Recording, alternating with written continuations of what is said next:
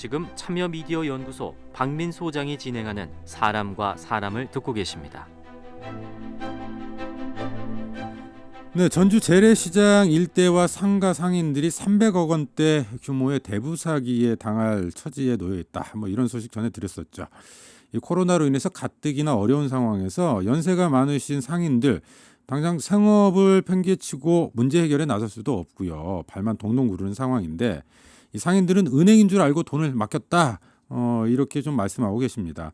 이번 사건은 법적으로 어떤 문제가 있고 또 어떻게 구제가 가능한지 법률 전문가 초대해서 자세히 살펴보죠. 법무법인 드림의 엄윤성 변호사 나오셨네요. 변호사님 어서 오세요. 네, 안녕하십니까? 자, 이 사건이 보니까 피해 규모가 상당히 크더라고요. 네. 근데 이 상인들은 이걸 좀 일수라는 걸 좀 했나 봐요. 네. 원래 일수라는 게 일수 대출. 그러니까 대부업체가 1,000만 원을 빌려주면 100일 동안 하루에 11만 원씩 원금과 이자를 이자를 합쳐서 이렇게 갚아가는 방식으로 하거든요. 그게 보통 일수죠. 네, 보통 네. 일수를 얘기하는데 이제 대부업체에서 수신도 그렇게 한 거죠. 네. 일수 형식으로 한 거예요. 그래서 그래서 하루에 10만 원씩, 20만 원씩 이렇게 모아서 하다 보니까 1,000만 원, 2,000만 원, 또 그러다 보니까 이자를 계속 나오니까 네. 어떤 있는 돈도 다 끌어 모아서 1억, 2억, 3억까지 한 분도 계시더라고요. 네. 그런 식으로 해서 아마 돈을 모은 것 같습니다. 그러니까 은행에 만약에 이제 은행에 번 돈을 이제 매일매일 저축하기도 좀 어려우니까 네, 이 대부업체를 통해서 매일매일 얼마만씩을 맡기면 거기에다가 이자를 붙여서 돌려받는 네, 그렇습니다. 이게 이제 지금 진행이 됐던 건데 여기서 문제가 생긴 거예요. 네, 네. 근데 이제 여기서 또 논란이 되는 게 지금 대표가 잠적을 한 상황인데 네, 이게 처벌이 가능하냐 이걸 두고도 좀 논란이 되는 게 네. 입증 자료가 좀 변변치 않다 이런 얘기들이 나오더라고요. 네, 일수 장부들이 지금 네. 나오고 있거든요. 이 부분에 대해서 판례가 명백한 게 있습니다. 한번 소개를 해드리자면 네. 상업장부나 항해일지, 진료일지 이와 유사한 금전출납부, 이것도 금전출납부 비슷한 거라고 볼 수 있는데요. 네.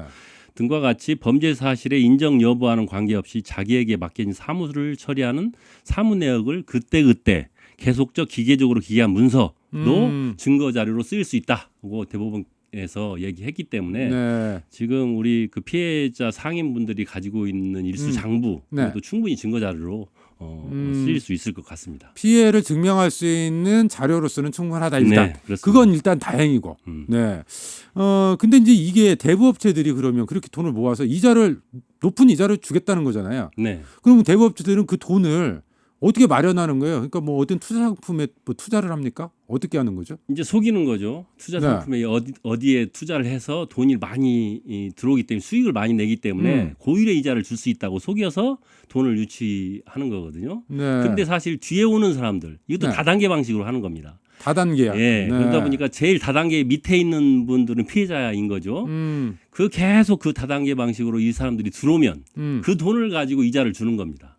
일정 정도 이제 빼놓고 그 네. 돈을 가지고 이자를 충당하다가 어느 정도 규모가 됐다 하면 가지고 나르는 거죠.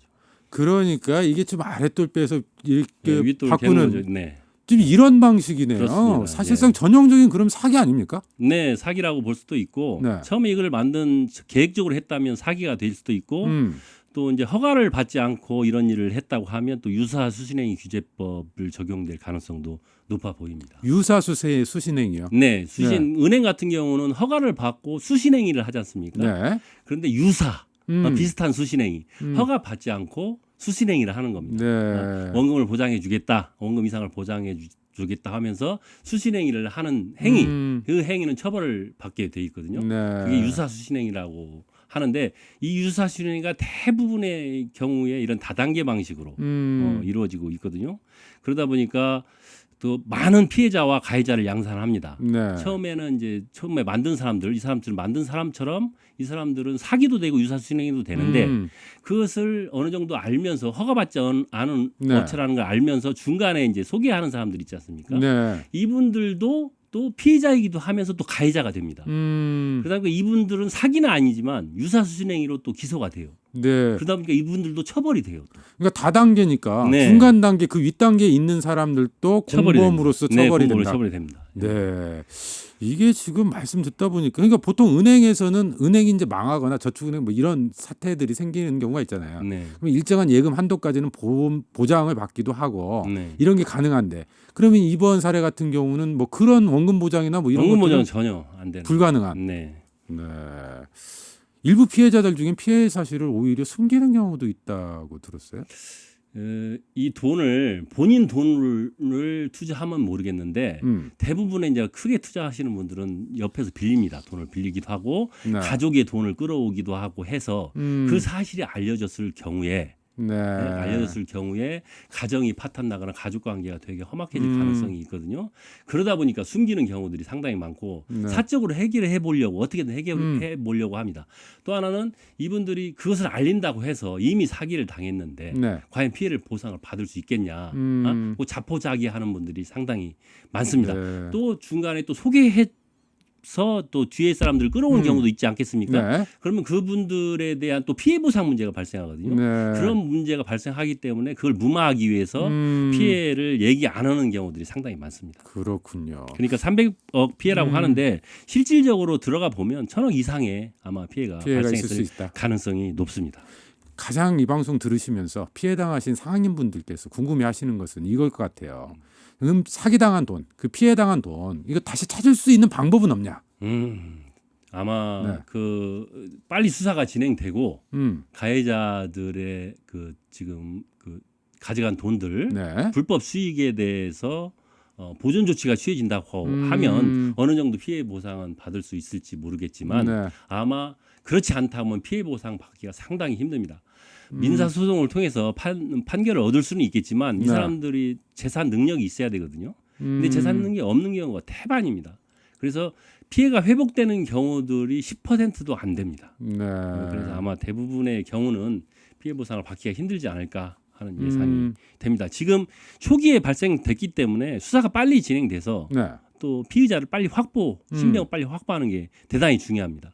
그래서 그 잠적했다는 돈의 흐름들을 대표를 네. 돈이 어디로 갔는지 얼마나 남았는지 그것을 빨리 파악해서 보전 조치를 취하는 게 중요합니다. 가장 중요한 건 그 범죄 지금 피의자를 빨리 검거해서 네. 범죄 수익을 환수하는 거. 네, 그렇습니다. 그걸 통해서 이 사기당한 돈을 돌려주는 거. 이게 네. 제일 좋은 방법이다. 네, 그렇습니다. 네.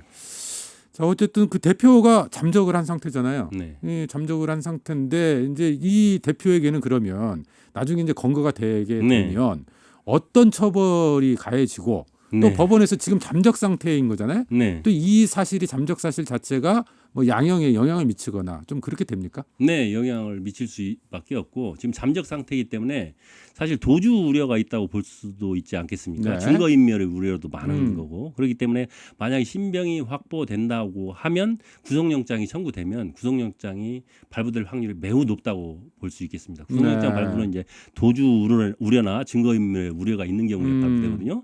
그러다 보면 실형이 받을 확률도 높은데 지금 300억 이상이라고 네. 얘기하는 거 보니까 이것은 사기가 된다고 하더라도 형법상 사기죄가 적용되기보다는 특정 경제범죄 가중처벌 등에 관한 법률이 있거든요. 이 네. 법률이 적용이 되는데 이 법률에서는 5억에서 50억까지 범죄 수익을 얻었을 경우에는 5년 이상의 징역이 처하게 돼 있어요. 네. 또 50억 이상이지 않습니까? 50억 이상의 경우는 무기징역 또는 10년 이상의 징역. 이렇게 될 수도 네. 있기 때문에 또 이 사람이 해외로 도피했다고 하면 재산 국외 도피해제가 될 수 있습니다. 그래서 이건 10년 이상 또 특경 사기로 되면 5년 이상의 징역에 처할 가능성이 높습니다. 아주. 이 처벌도 처벌입니다만 하루라도 빨리 잡혀서 지금 네. 말씀하셨던 좀 피해가 보존될 수 있도록 이렇게 네. 됐으면 좋겠네요. 네. 끝으로 이 상인들에게 좀 당부하시거나 좀 하시고 싶은 말씀 있으시면 짧게 사실 부탁드릴까요? 이렇게 보면 왜 재래시장에서 이런 일들이 발생했는지를 생각해 봐야 됩니다. 네. 재래시장에서 그나마 요즘 다 카드로 거래하지 않습니까? 그런데 재래시장에서 많이 현금으로 거래하는 경우가 많기 때문에 네. 재래 상인들이 현금을 가지고 있는 경우가 상당히 많습니다. 그래서 그런 부분들을 고려해서 지역에 있는 뭐 전북은행이나 은행 업체에서는 재래시장을 위한 그런 그 은행들 그 근처에 좀 설립해 주는 네. 게 상당히 중요하고 반드시 그 돈을 그날 그 은행에 입금하는 버릇을 드리기를 바랍니다. 알겠습니다. 법무법인 드림의 엄윤상 변호사였어요. 변호사님 오늘 말씀 고맙습니다. 네, 고맙습니다. 네.